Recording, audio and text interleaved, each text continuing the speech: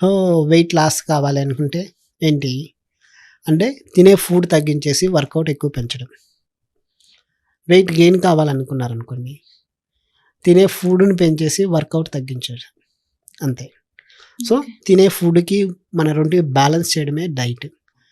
So, weight loss కావాలనుకున్న వాళ్ళు దానికి తగ్గట్టుగా ప్రాపర్ ఫుడ్, న్యూట్రిషన్ బ్యాలెన్స్ చేస్తూ ఫుడ్ తీసుకుంటూ వర్కౌట్ ఎక్కువ చేస్తే వెయిట్ లాస్ అనేది జరుగుతుంది. Okay sir. అలాగే వెయిట్ లాస్ అవ్వడానికి కొంతమంది డైట్ ఫాలో అవుతారు. అయినా కానీ కొన్ని రోజుల తర్వాత మళ్ళీ వాళ్ళు వెయిట్ గెయిన్ అవుతారు. అలా ఎందుకు అవ్వాల్సొస్తుంది? అంటే ప్రాపర్‌గా మెయింటైన్ చేయకపోవడం. ఎలా అంటే డిఫరెంట్ డైట్ ప్లాన్స్ ఉన్నాయి మనకి. ఆ ప్లాన్స్‌లో ఏం చేస్తాము అంటే అది 21 డేసా, 1 మంతా డైట్ ఫాలో అవుతాం. అయిన తర్వాత ఏం చేస్తాము, ఆ డైట్ నుంచి బయటకొచ్చేసి మళ్ళీ నార్మల్ రెగ్యులర్ లైఫ్‌లోకొచ్చేస్తాం. ఇలా రెగ్యులర్ లైఫ్‌లోకొచ్చేస్తే ఏమవుతుంది, మళ్ళీ వెయిట్ గెయిన్ అవుతూ ఉంటారు. సో, దాని నుంచి మోడిఫై అయిన తర్వాత డైట్ చేసిన తర్వాత రెగ్యులర్ హ్యాబిట్స్‌లో కొన్ని చేంజెస్ చేర్చుకుంటే ఆటోమేటిక్‌గా ఈ డైట్ అనేది ఈ యొక్క వెయిట్ లాస్ అనేది అలానే ఉండిపోయేసి వెయిట్ గెయిన్ కాకుండా ఉంటారు. అలానే మెయింటైన్ అవుతూ ఉంటుంది. సో, ఏం చేయాలి అంటే రెగ్యులర్ లైఫ్‌లో కొన్ని హ్యాబిట్స్ మార్చుకోవాలి. ఫుడ్ ఒకటి, తర్వాత ప్రాపర్ స్లీప్, హార్మోనల్ ఇంబాలెన్స్ ఇవన్నీ కూడా మెయింటైన్ చేసుకోగలిగితే హార్మోనల్‌గా ఇష్యూస్ ఉన్నటువంటి వాటిని బ్యాలెన్స్ చేసుకోవడం, ప్రాపర్ స్లీప్ తీసుకోవడం, మినిమమ్ 6-8 అవర్స్. అలానే food time to time food తీసుకోవడం, షుగర్స్ తగ్గించడం, ఇవన్నీ చేసుకోగలిగితే అదే వెయిట్‌ని మెయింటైన్ చేయొచ్చు. Okay sir.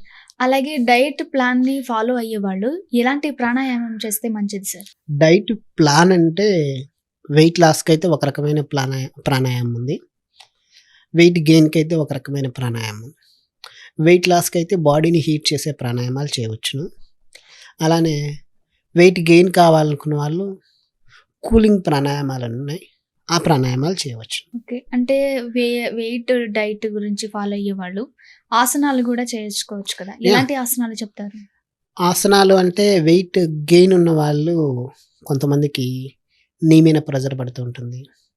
ఎక్కువ జిమ్‌కెళ్ళి చేస్తే కానీ, లేదా ఎక్కువ వాకింగ్ చేసినా గానీ నీ మీద ఎక్కువ ప్రెషర్ పడి నీ పెయిన్స్ వస్తుంటాయి. వెయిట్ గెయిన్ వల్ల.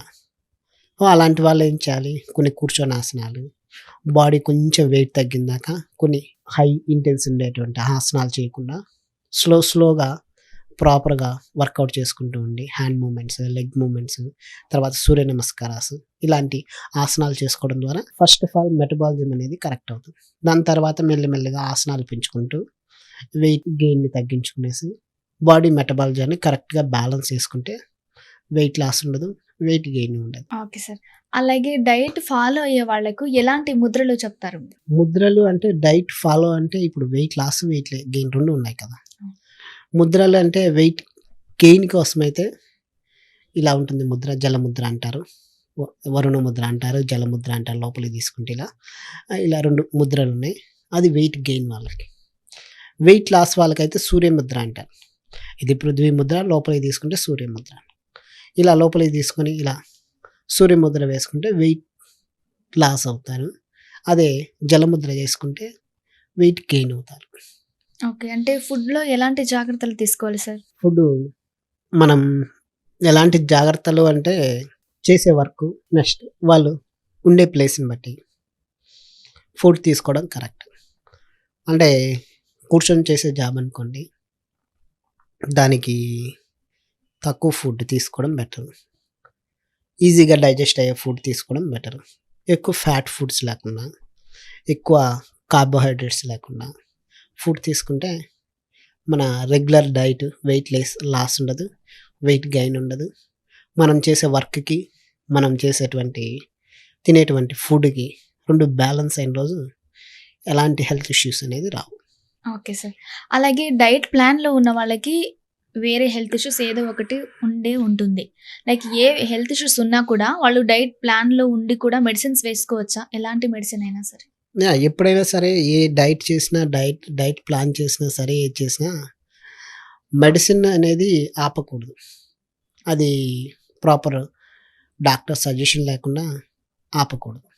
ఆపకుండా వాళ్ళ వెయిట్ లాస్, వెయిట్ గెయిన్ అనేది దాని యొక్క ప్లాన్ అనేది వాళ్ళ సజెషన్ తీసుకొని చేయాలి తప్పితే మన ఇష్టం వచ్చినట్టు ఏదో నెట్‌లో చూసాము, లేకుంటే వేరే వాళ్ళు ఏదో ఇచ్చారు, అది చేశారు, ఇది చేశారు, నేను మెడిసిన్ మానేస్తాను, డైట్ చేస్తాను అంటే ఇన్‌కేస్ వాళ్ళు అలా మానేసిన తర్వాత దానివల్ల సడెన్‌గా మానేశారు కదా! అని ఏమైనా సైడ్ ఎఫెక్ట్స్ ఏమైనా వస్తాయా?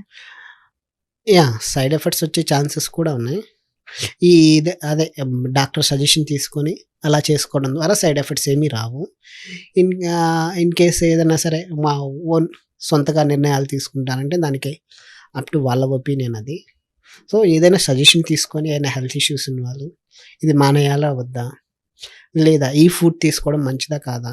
అనేది డైట్ అనేది దానికి తగ్గట్టుగా డిజైన్ చేసుకోవడం కరెక్ట్.